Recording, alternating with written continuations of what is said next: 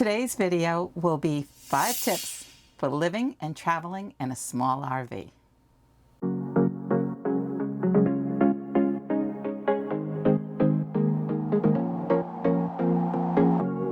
Leaving this place, the sun's about to break. You're riding shotgun. I'm just gonna drive.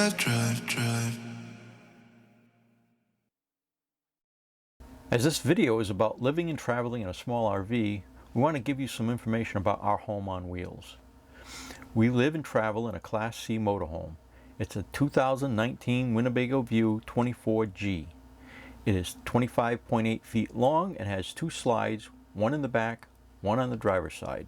These slides expand our usable living space to 175 square feet, and we have 53 cubic feet of storage space with a total occupants and cargo carrying capacity of 1,055 pounds. We are fairly self-sufficient with an onboard 31-gallon freshwater tank, 36-gallon black sewer tank, 40-gallon gray sewer tank, 13-gallon propane tank, 2 deep cycle 12-volt batteries, 200-watt solar panels, 15,000 BTU air conditioner, propane hot air furnace, continuous propane hot water heater, 3,600 watt Cummins Onan electricity generator, 12-volt refrigerator freezer, 2-burner propane stove, a convection microwave oven, and a bathroom with a shower, toilet, and sink. Tip number 5 is communication. Unless you're living and traveling in this space by yourself, communication is really important.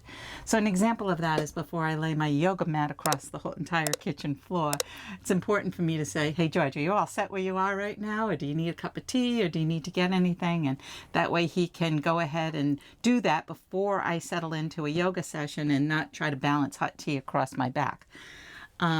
Another example would be before he jumps into the shower. He might say, hey, I'm going to take a shower. Are you all set? And I might say, no, please let me just brush my teeth and wash my face before going to bed because I really wanted to get to bed now. So just communication in general is very important. Yeah, it just makes the whole experience a little bit less stressful, because there's nothing worse than getting settled in and then saying, oh, yeah, I want to get a glass of water, and then have to climb over Louise and interrupt what she's doing. It's better to just communicate what your plans are. That way there you can both get settled into what you're doing. You can focus on what you're trying to do. Agree. Communicating expectations has really become a very important thing too. As we're driving to an area, we'll talk about what our expectations are of that area. I might be all excited about seeing something or going downtown and doing something, and George might have his mind wrapped around just staying in and being on his computer for a few days to catch up on a couple of things that he's been working on. So communication and expectations, very important. Yep, definitely. Tip number 4, planning meals efficiently.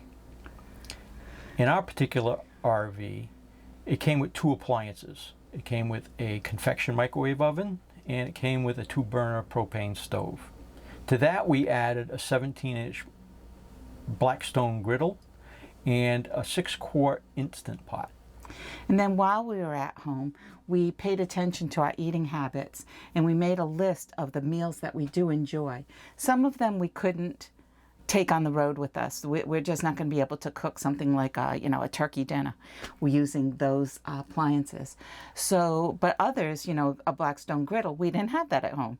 So now suddenly that lends itself to some wonderful stir fries and some steak, cheese, and mushroom grinders and such. So we came up with a list after being on the road for 8 months of about 35 meals that work with those appliances and reduce or eliminate waste.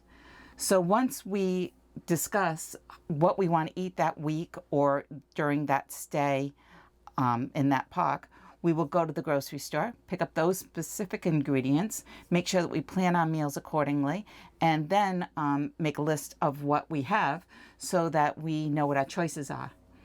And then we also look at the weather.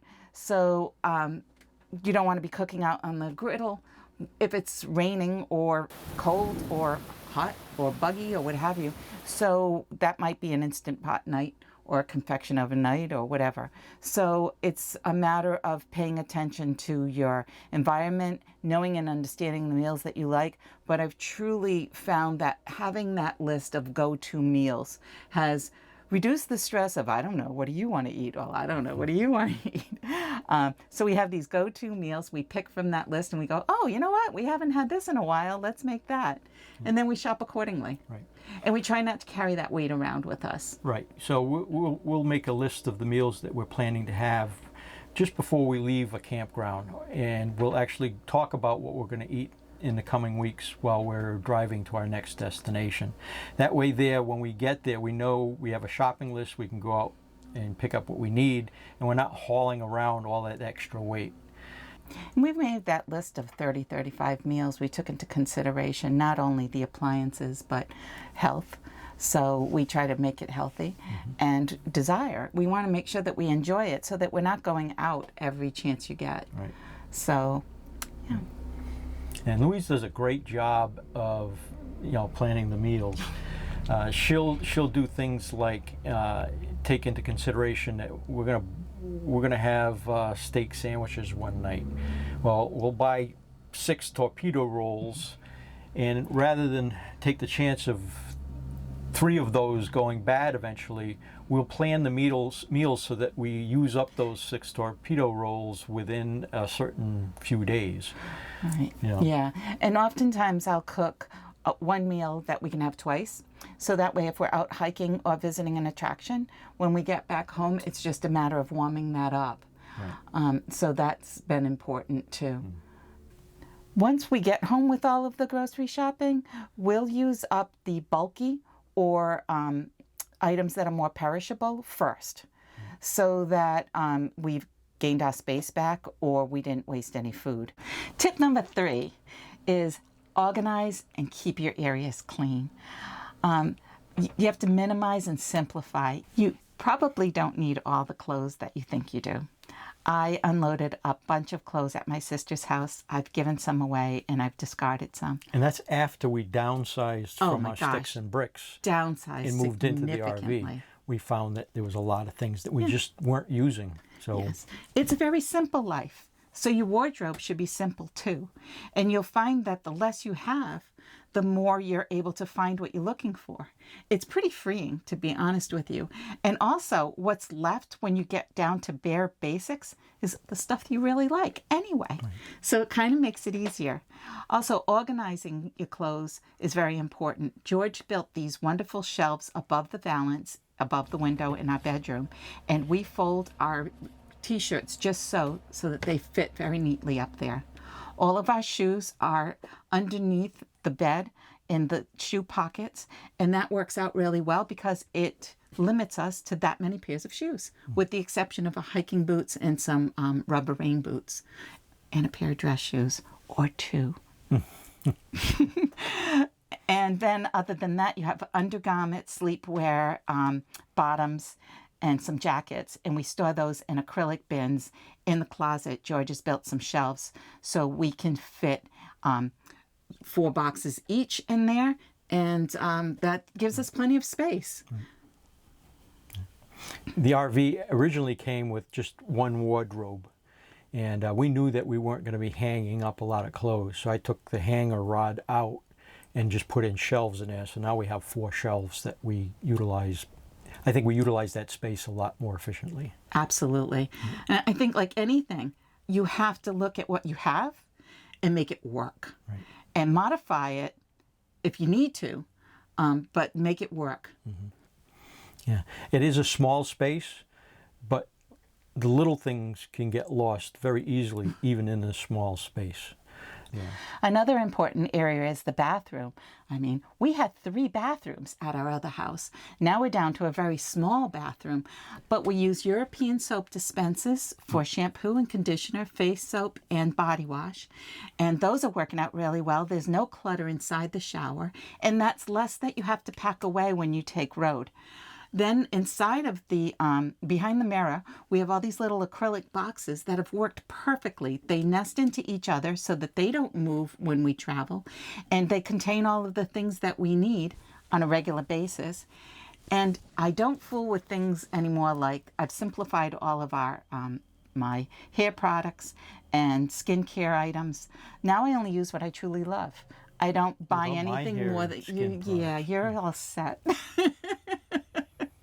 And so, you know, even with sunscreen, I mean, I think when we packed up the house, we must have found 24 sunscreens. Yeah. But now, in a small space, we have a couple. We have, you know, and so you get down to the very basics. And then once you have those things and you have your needs met, you don't need all that other stuff. And then there's the kitchen area. And in the kitchen area, you really have to think about, how many forks do you really need? How many spoons? How many knives? How many plates? How many large bowls, small bowls, glass cups? You know, you don't need all that you had in the big house. So don't clutter your space with it. And then once you define what you truly need, find a place for it, make it work, and keep it simple. And again, with the clothes, with the hair product, with the skincare items, with the kitchen items, once you get that sweet spot of, okay, you know what, this is all we need. If you do want to bring in a new sweatshirt or something, use that one in, one out method. You have to get rid of something because you don't want to build that back up by buying a t-shirt or a sweatshirt every time you visit a great place, because it's tempting. Tip number 2, expand your living space. We use a Gazelle pop-up tent, screen tent. It's 12 by 12, and we use that as often as we can. I love that thing. Yeah, it's really, really nice. It's fairly lightweight. We carry it in our towed vehicle, and it sets up in less than a minute. We can fit the picnic table under there, so that if it's particularly buggy where we're at, or the weather isn't quite nice enough, we can go in there and eat our meals and stuff. So it really goes a long way to expand our living space. I spend so much time inside that tent, and if we can't set it up, I really miss it. But I still try to get outside as often as possible. Also, keep in mind the amenities of the campgrounds that you visit, or the state parks that you visit, whatever. There's usually a nice beach area, a dock, a pool, a hot tub. There could be just beautiful patio chairs out by the main office or the clubhouse. There's sometimes small libraries. These amenities are really awesome spaces to get you away from your RV, because you never know what the weather's going to be, and you could be stuck inside that small RV space for a couple of days in a row. So if you're able to take advantage of other spaces, then do so. And then don't forget to go outside of the place that you're staying and visit places. We use All Trails, Groupon, YouTube videos, TripAdvisor to find out where else we should go, what we should do in the area. We try to do that before we get to the area and then have something to look forward to, because that's always fun. But then we'll talk to locals also. If we just go out for lunch or breakfast or something, we'll just ask them, hey, what do you recommend? We found some fantastic wineries and breweries this way. And just get out. That's what you're traveling for anyway. Yeah, exactly. So get out and see these things. And we try to do that at least every third day. And our number 1 tip, that's 2. One. Number 1 tip, be adaptable. Instead of having a whole collection of books, if you're a reader, use a Kindle. You can put thousands of books on that Kindle. It was really hard to get used to the Kindle, but I have. You adapted. I adapted. Every once in a while, I go to one of those libraries that they have in the campgrounds, and I'll grab a book, and it's like a treat. But I've adapted to the Kindle. That's a great example. But you take one and leave one. I do. In those. Yes, I don't collect books anymore. Collect books. And George, do you remember all the books that we had? Yeah, we had a whole bookcase. It took us months to get rid of the books. But yes, we've adapted. And you can find all that information online. And so we have Audible, and we have library access, and we have yeah, that's an excellent tip, actually. Kindle. Go to your local library and get a library card, and then you can download these apps that you put on your phone or on your Kindle. tablets or your computer even, Yeah. where you can download audio books or actual, not paper books, but Yeah, real books, reading books. Reading books. And they also have, just FYI, videos and magazines, which I was really happy to find out. Yeah, and that's another adaptation. I used to love magazines, and I still do enjoy a good magazine, and sometimes I find them in the laundry rooms. But magazines you can get for free from the library, and you can just flip through it on your iPad and return it when you're done. And again, you don't have all that clutter, so adapting. Yep. And anything you bring into the RV, you want it to be multi-purpose if possible. I built this center console that would go between the driver and passenger seat so that it had cup holders. But it also, it's easily removed, and when we set up in a park, we turn the driver's seat and the passenger seat around to face into the RV. We use that same console as a footrest. It's also got a lid on it so we can store things in. It's kind of like a junk drawer, if you will. But then it's just the right height also for being able to step up and access the overhead. So it's multi-purpose, and it's simple. It's a simple design. It's lightweight, and so you need to think about those types of problems and solve them in a way that it serves multiple tasks. It's also important to only keep what you need. You don't need 6 pots and pans for 2-burner stove. You don't need service for 12. You only need 2 of this and 2 of that and maybe 4 of this. But you're constantly doing the dishes, and you're constantly keeping up with things, so you don't need multiple items. Don't stock up on things like before. And during COVID, everybody stocked up on toilet paper. We can't stock up on toilet paper and paper towels in a small living space.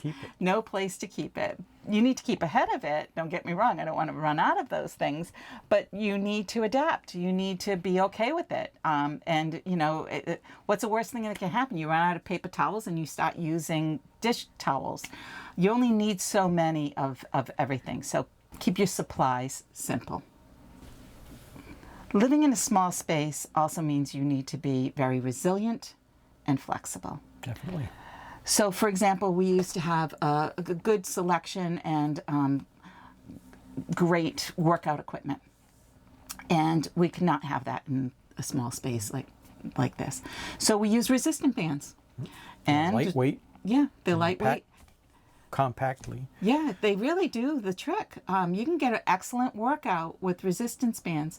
We bike and hike a lot, and then we do full body exercises like push-ups and squats and calf raises and such. So you can still get all of that done. We can always go outside and do exercises near the picnic table. There's lots of things you can do. The picnic table is a great tool, actually. And if the weather isn't great, we can one at a time work out in the kitchen. So. Yeah. So just an example of adapting. But as you find problems, there are solutions. The problems could be very small, like losing glasses all the time, or the problems could be much bigger, like Miles. He's an 80-pound golden retriever with lots of fur. We need to take care of his food bowl and water bowl and keep up with the fur and, make sure that he's comfortable on a regular basis. But we have solved all those problems too. A Dyson vacuum cleaner cleans up golden retriever dog fur like no other. And it only takes about 30 seconds because the space is so small. So yeah. So keeping up with that isn't as hard as we thought. We buy less food for him, and but we never run out, and we hang his leash by the door. We've accommodated his needs quite nicely. So in closing, there are many days that I go online and I look for larger RVs. I would love 5 more feet. It would give us more living space, more kitchen space, more space. But George is quick to remind me, of all of the reasons why we chose this RV, and those reasons haven't gone away. Those reasons are still important. I want to be able to drive. We want to be nimble. We want to keep things simple. And that's important. So once I'm quickly reminded of that, I continue to examine what are my thought processes? What are the problems? What needs to be resolved in order for us to be happy? And we find those things. Right. And we're happy again. It's not, we work at it. As consumers, we're still not quite over the fact that we can't just run to the store and buy the latest gadget, kitchen gadget, for instance. So we're still adapting to that new mindset of living small, living simply, and trading all of those gadgets and things for adventures. I like to think of it as living in a full-size home without all of the things you don't need. Right. Because we do. We have everything that we need in here. Right. It's not the size of the house that matters. It's the happiness inside the home. This Class C is our home. Yep. And if you haven't done so already, please click the subscribe button below and select the little notification bell that's near there so that it's got wings on the side of it. That'll give you a notice when we post a new video. And give this video a thumbs up and comment so that we know that you're watching. We love hearing from you.